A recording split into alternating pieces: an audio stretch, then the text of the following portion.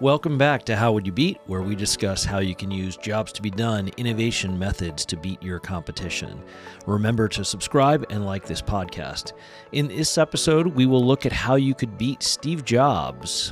Why was Steve Jobs so successful? He is a legendary figure in technology and innovation. He was the founder of Apple. He was famously fired and went on to found Next Computers, and he came back as CEO of Apple in 1997. He's widely considered to be one of the most successful innovators of all time. Depending on the day, Apple is still often the most valuable company in the world. And he was at Apple, and throughout the history of Apple, he's been there for major changes. Three big ones: obviously just the arrival of the PC and the graphical user interface, the iPod and portable music devices, and then, of course, the iPhone and its cousin, the iPad. But he also brought Pixar to life. He bought the company, but helped make it a success. He had just a remarkable team there. And Apple also bought Next. So, in a way, Apple is Next at its core. Its foundation of the Macintosh operating system is actually a Next computer. So why was Steve Jobs so successful, and how can you and your product team emulate Steve Jobs? Jared, so why was he so successful? Well, I think that the myth out there is that he was a brilliant individual who knew a lot, had a background in liberal arts, studied a lot of different disciplines, and brought them all together to create genius ideas, and didn't care what the customer said they wanted, and didn't care about market research. He knew what was right and told his team that. That's what you hear about Steve Jobs. To what degree do you think that's true, Jay? Yeah, I think first of all, he never said that. He never said customers don't know what they want. He said you have to start with the customer experience and work backward to the product, not just starting with the product idea. And in really foundational ways, if you look at what he was doing throughout his career, and, of course, he died very young at 56 from pancreatic cancer, but you can look at his career through Apple Next and Pixar, and what he was doing was very empathetic with customers, like really understanding what they wanted to do rather than just using the product. I mean, even if you go back to the Apple II Plus, which was their first real successful product, and I remember it because my dad bought one in 1979. And it was my first experience with a computer. It was a really high-powered computer because it had dual floppy drives and 64K of RAM. Those were the days. But it was a remarkable product. You did just start typing in basic programming language directly onto the screen. It loaded up with this interface. It was really nice for a computer. You remember you're competing with PDP-11s and machines that cost $250,000, and he brought to market a $2,500 computer that anybody could learn and fool around with. So I think even in those early days, you could see I'm going to make it easier for people to now what we would say get jobs done. But in starting with the Apple II, I'm going to make it easier for people to program computers. And of course, it moved on to the graphical user interface. And I think that's what's amazing. He didn't really invent everything. Famously, right. He didn't invent the graphical user interface. It was developed at Xerox PARC, but he immediately saw its usefulness. So that's such an example of where he empathized with people who were trying to get things done. We just now call them jobs to be done. He was just very good at that, empathetic with customers and realizing that they were going to use stuff that was easier to use. Right.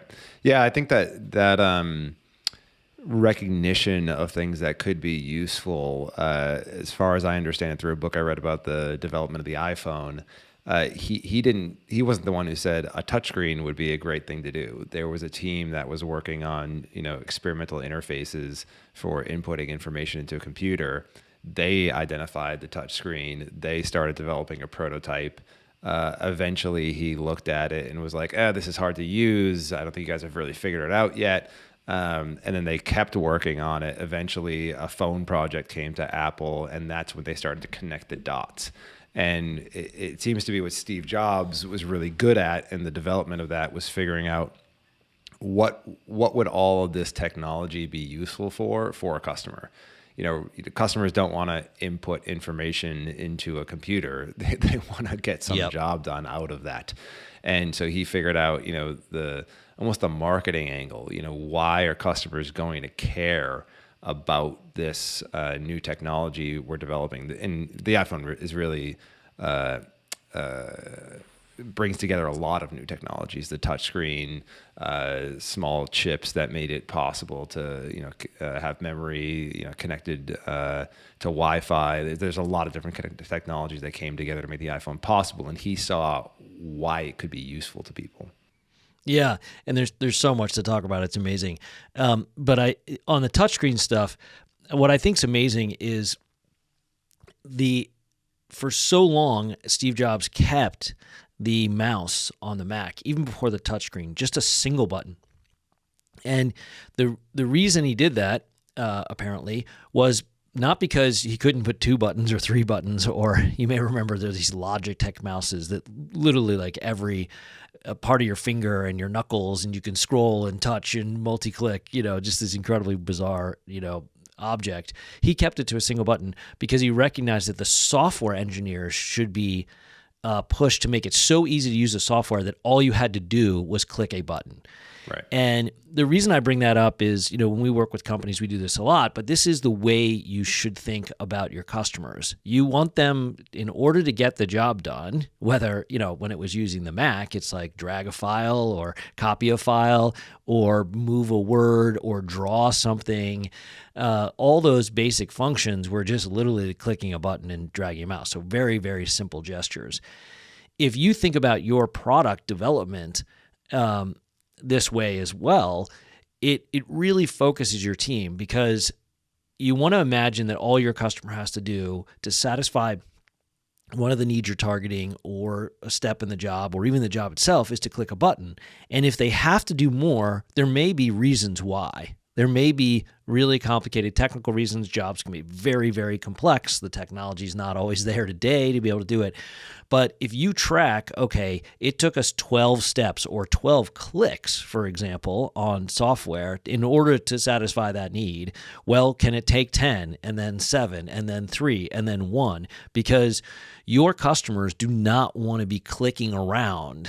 And that's what I think really Steve Jobs recognized, that people have lives. They're not building computers so that you can use the computer. You have to accomplish things. You have to get jobs done. You have to achieve goals. That's basically what a job is.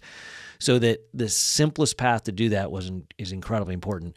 And I remember reading about a discussion he had in the days when Apple had iTunes, and people remember Rip, Mix, Burn was their campaign. They needed to get people to take their CDs and put them onto their iPods, because an iPod without music was useless, right? And they didn't have the store initially. So the iPod initially was a way it was a tape recorder, basically, in digital form with 1,000 songs. So Rip, Mix, Burn, and then people would burn a CD, because they would also make a version of their CD, because people still had CD players in their cars, whatever. And you had CDRs, which were writable CDs. And the team was trying to figure out how the interface should work, what they should do to burn it. And he just looks at me and said, here's what they're going to do. They're going to grab the songs and drag them onto the CD on the desk. That was it. That was one gesture. And then that forced the technology team to go figure that out. That was not a non-trivial problem. They definitely have to write code and develop it, right. But now they know what to focus on. And this is such a good example of speed and accuracy. It's why we use speed and accuracy to measure everything. Because if it takes 12 minutes to rip your CD or burn your CD, whatever the terminology of the day was, that's not good enough. How about 1 second? How about I just do one thing and it's done? Right. This goes back to the Kodak Brownie, right? We've mentioned this before, but the Kodak Brownie was the first camera where all you did was click a button and take a photo. And it was dominant camera for 60 years. Same with Pandora. You click a button, now you have mood for music. Really successful innovations take this kind of Steve Jobs approach to getting the job done. Yeah, and I think what's interesting about that story as well is it leads to another myth that I think exists about him, which is that he's this singular individual that has all these ideas and gets other people to implement them. Where when you read about the development of a lot of these products, you see him more in the position of being a tremendous editor, right? So not the originator of all the ideas, but the selector. Oh, I can see how that's going to work with that. And if we bring them together in a certain way and position them in a certain way, the market will get really excited and customers will flock to it. And he was very reliant on brilliant people on his teams to come up with those ideas and to explore a lot of things. One of the things that was very surprising to me about this iPhone book is the way it described multiple teams off on their own, talking to him once a month, once every 2 months, sometimes once every 3 months, just exploring how they might solve various problems. And he would come in and give them guidance about, what they need to fix and what the problems really were and give them precise inputs. But he wasn't hovering over them every single day, being like, I'm the person who knows everything and you don't know anything, even though sometimes he was rumored to have said things like that. And I think that that's often overlooked when people think about great leaders and visionaries, is they think that they are the originators of everything, where he was very clearly had a lot of people doing a lot of things in a lot of different spaces and went around choosing what was going to work for the customer. Yeah, and he famously said he was as proud of the things that he said no to as well as what he said yes to. And I think that is a good summary of what you just said, which is editing is creating. He was an editor, and there was a lot of output, as any company, any product team, anybody listening to this has been on a product team. Ideas are not a problem. People have a ton of ideas. They got whiteboards of Post-it notes. It is knowing which one of those ideas should be prioritized. It is a prioritization, which is an editing game, focus, right, whatever you want to call it, to really get at the core problem that people struggle with. And just identifying that problem is hard. How do you know what the problem really is? Now, Steve Jobs did have a really good instinct at that kind of market research, I think along two dimensions, which are really important. One is just first and foremost what the job was. So a good example of that is famously when he came back to Apple, he even brought Bill Gates in and unfortunately put him at on a 50-foot screen in the middle of this Apple meeting, and people were like, boo. It looked like, so 1984, like Big Brother coming into the Apple meeting, because Bill Gates and Steve Jobs were obviously, effectively enemies for a long time. But they became friends. But more importantly, from a business standpoint, Steve Jobs recognized that, and he said this, for Apple to succeed does not mean Microsoft has to fail. So what he was able to do was focus Apple really intensely on digital media. He recognized, so he was very good at saying people need to get digital media jobs done, in a sense, and they're going to do it on computers. Everything's going to be streamed. Everything's going to be digital, whether it's audio, books, TVs, movies, home movies. People, your media life is going digital, right? He grew up in the era, a little before I did, but still in the same record collection era. Just moving a record collection was like a serious endeavor. Just right. the amount of ways, and then you had to clean the records. It was always staticky, and sure, there's some beautiful analog tone, but like the trade-off, like having every song available to you in your phone, 24 hours a day is just an incredible experience. So he recognized that. He was very, very good at this kind of seeing where the market was going to go. And then the other thing is, who was the customer? This is what I think, now we look back and it seems obvious, but remember, the technology world wasn't targeted at consumers at any point along in his career. First of all, there was no consumer computer before the Apple II. There was the Altair and I believe some other like homebrew stuff, and then there was the TRS-80 and the Atari. But him and Steve Wozniak really pioneered and said, oh, we're going to sell these things directly to consumers. We're not going to sell them to businesses. That was a weird concept.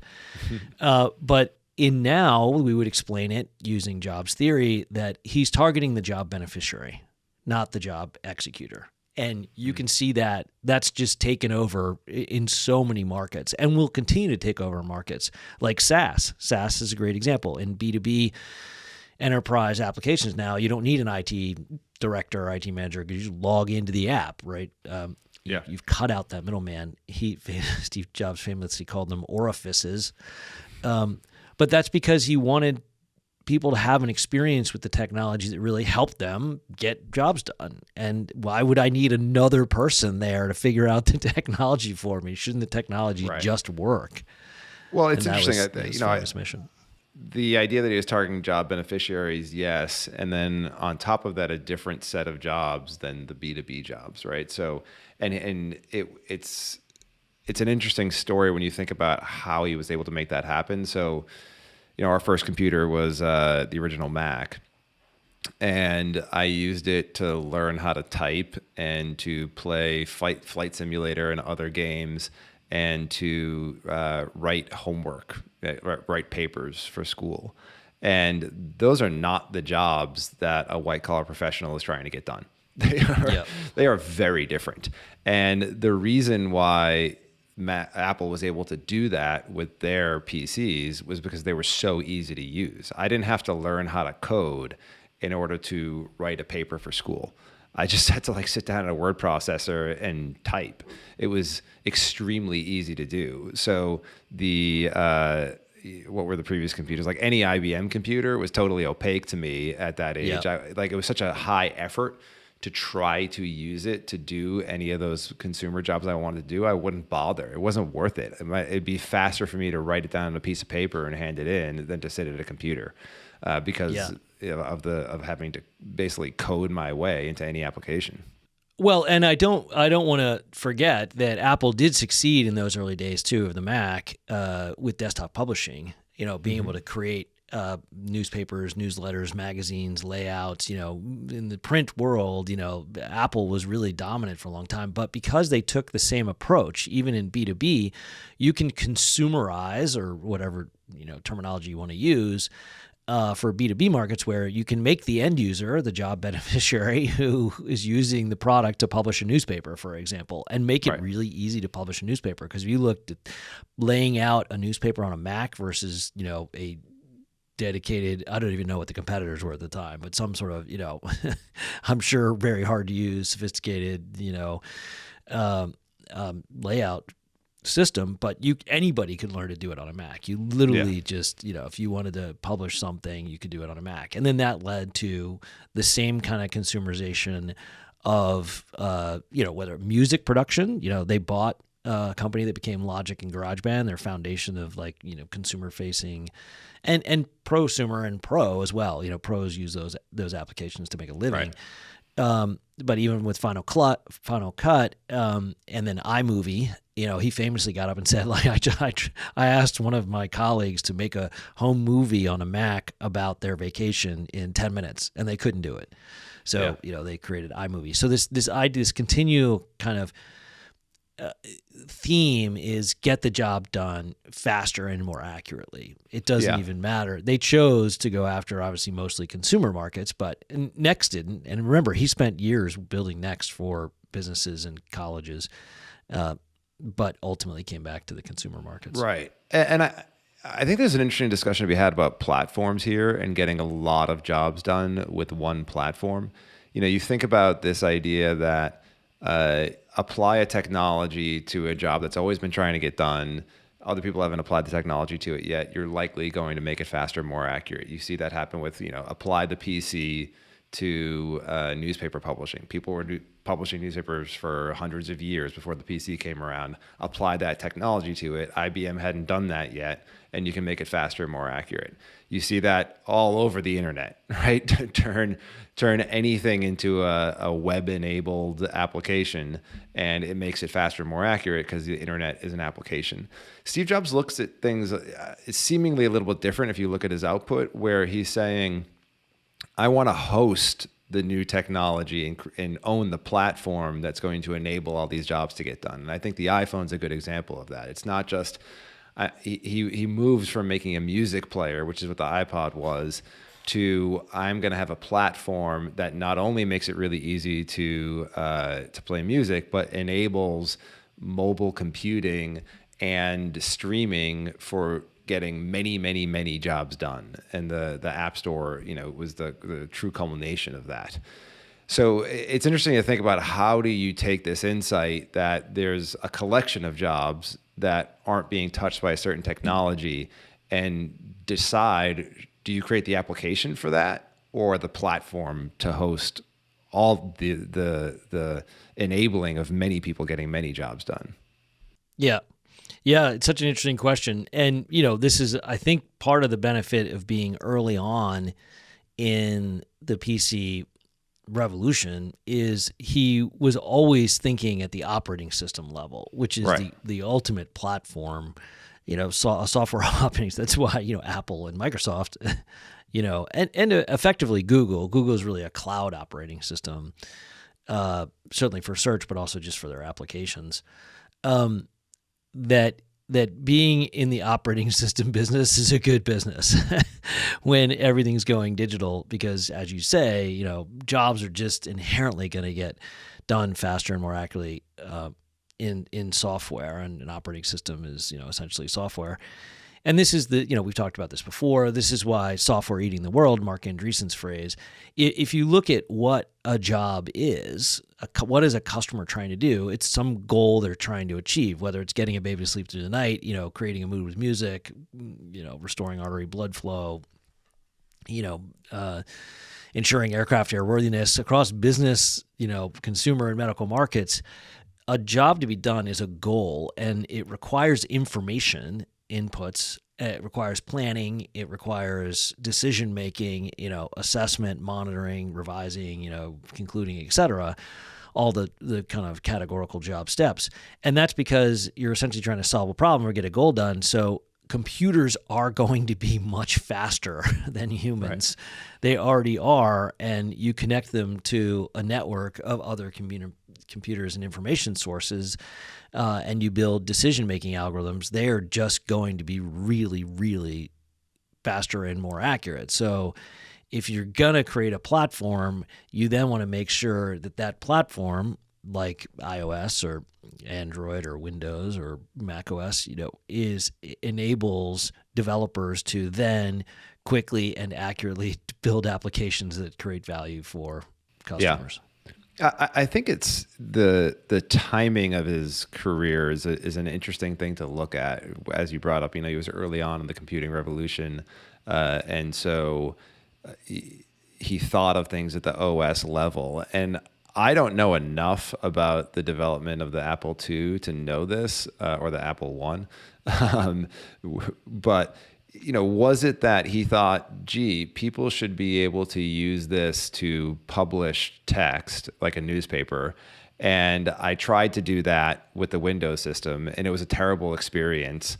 So I can't create an application for Windows. I need to create a new platform that it actually enables me to use a computer to get this job done a lot better. That seems to be what he did with the iPod, right? I want to listen to music out of my pocket. Doing it with the existing MP3 players is a terrible experience, rather than making, another version of Winamp, which was an MP3 player software element at the time. I'm going to create a new platform called the iPod. He did that with the phone, right? So he takes big bets, right? Because he could have said, let's create a word processing application for Windows, but he said that's not good enough. And so do you know anything about the history of that? And it's a difficult decision to make, I think. And I think we see it today playing out when it comes to Web3, blockchain, could call it AI, and other things. Is the AI good enough for you to build the application you want and make it super performant? Or do you have to create a new AI platform in order to utilize that technology to get some narrow job done? Yeah, I think there's a couple things. I do know a little bit about the early days of Apple. I'm sure that we could have an Apple expert, Apple historian, tell us more about it. But you can even see it in just the way he talks about computing. Remember, his famous phrase was, "A computer was a bicycle for the mind," which is pretty amazing. It's an incredible metaphor, because you can take a bicycle anywhere, right? You could just say, oh, I'm using my bike because I'm exercising. But I don't think that that's how he meant it. I think he meant it's just a beautiful way to explore the world. And so he was always kind of thinking like that. And, you've got to give a lot of credit to Steve Wozniak, who was really, a hardware genius as well, who could put all the pieces together to make a computer. Right. That wasn't Steve Jobs' skill. So, again, there were more people than just Steve Jobs working on this, as you said. Yeah. And so I think that kind of idea that the bicycle of the mind, combined with it just has to be much better than what exists today. Because I think the iPod is an example of where the iPod had an operating system, but it was dedicated to playing music. The iPod, Yeah. I mean, later on you could watch some little videos on it, and I think you could use it as a hard drive, but it was a music device. So that was very, very specific. And I think where there's similarities there is he wanted to do stuff that was super high quality.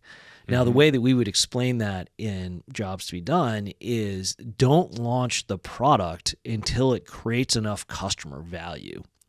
And that's really, Apple's not known for being first. I mean, they did, obviously, the Apple II and the Apple I were really kind of the first pioneering of the personal computer. And the Mac was the first kind of popular implementation of the GUI, but they didn't create the GUI.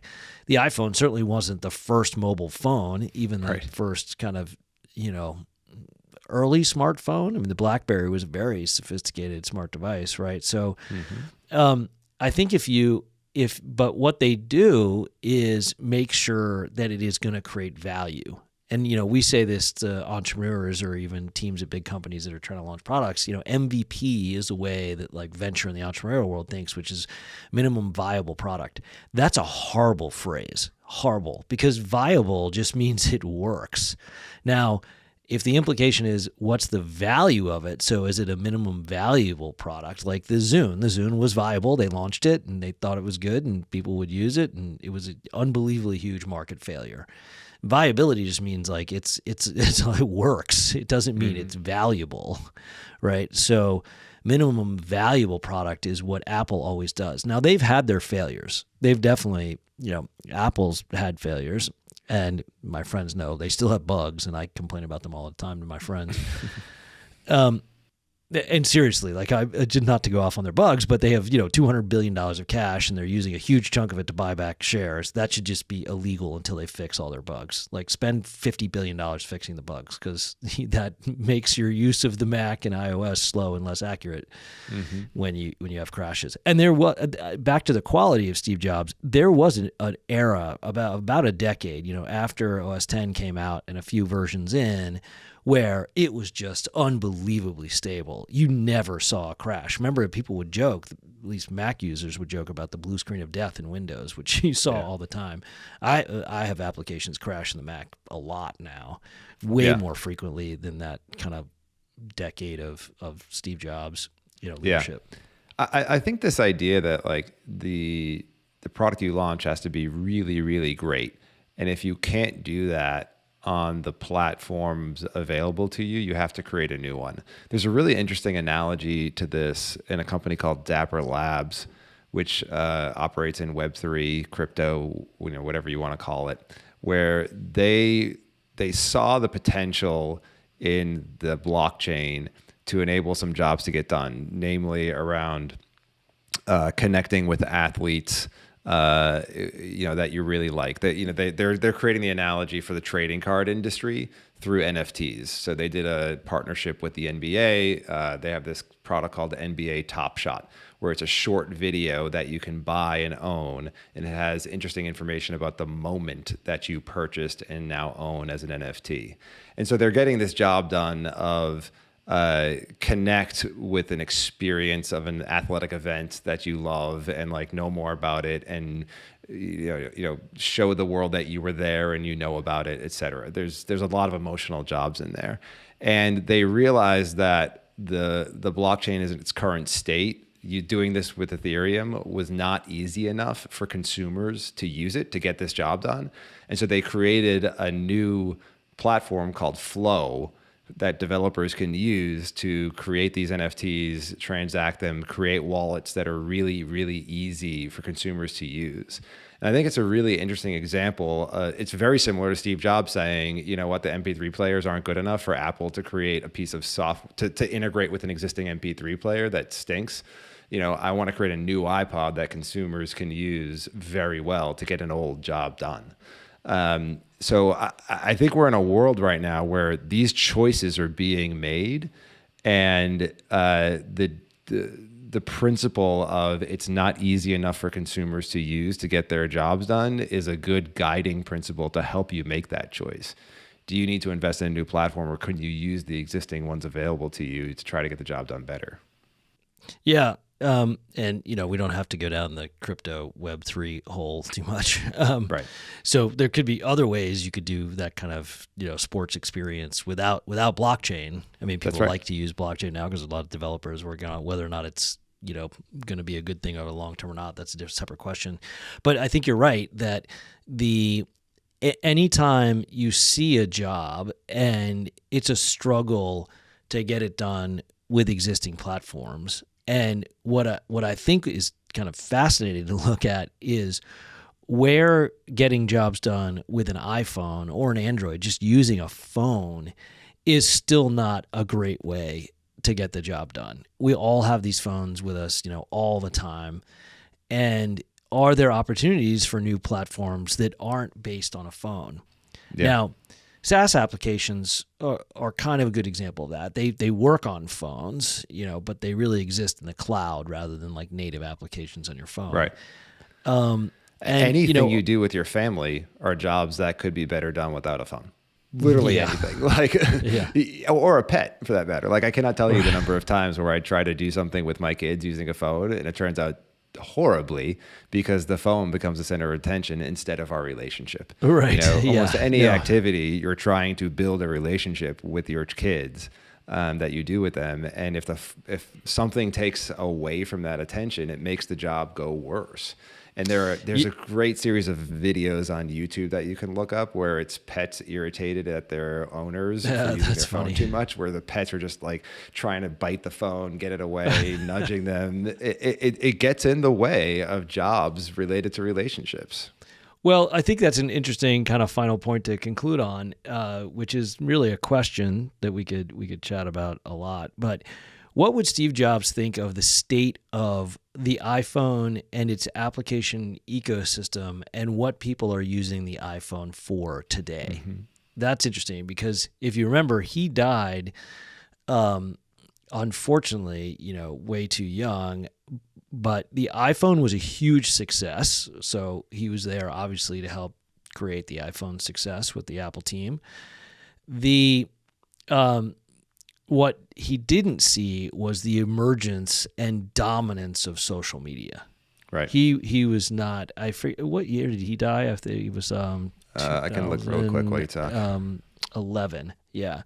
So 2011, which was still before the kind of explosion of social media, I would say, and its dominance. And of course, before, you know, that was 11 years ago. So it was before we knew about all the algorithms and the problems with, you know, the seriously big problems with algorithms and dopamine and, you know, Facebook creating genocide and, you know, spreading false information about COVID and, you know, politics, et cetera, et cetera. So what would he think today? And I think your pet example and your kid's example are a good one because I think at his core, he was very empathetic with humans and he was really excited about the future where the computer, you know, was a bicycle for the mind, where it was the intersection of liberal arts and technology. It was not just for technology on its own, and you know, had this very hopeful vision of making a dent in the universe, you know, as you said, that would make the universe a better place. And